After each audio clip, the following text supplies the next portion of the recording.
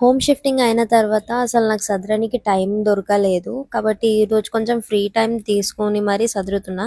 అంతట్లోనే నాకు బుక్స్ కనిపించినాయి. అంటే నేను 10థ్ క్లాస్‌లో ఉన్నప్పుడు బుక్స్ ఇవి. మా తెలుగు సార్ గుర్తుకొచ్చిండ్రు. మళ్ళీ సోషల్ బుక్ చూడంగానే మాకు మా ఆయిషా మ్యామ్ గుర్తుకొచ్చింది.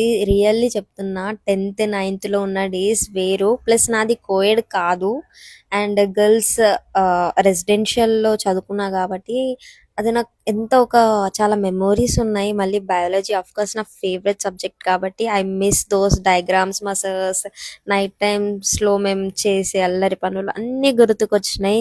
ప్లస్ మేము ఇట్లా అంటే 10థ్ అయిపోయింది మొత్తం వెళ్ళిపోయేటప్పుడు ఇలా నా ఫ్రెండ్స్ నా కోసం కొన్ని స్వీట్ మెమోరీస్ కోసం ఇలా రాసిండ్రు బుక్స్‌లో. అవి ఇంకా నేను దాపెట్టుకున్నా. ఎప్పుడైనా చదివితే నాకు వాళ్ళందరూ గుర్తుకొస్తారు.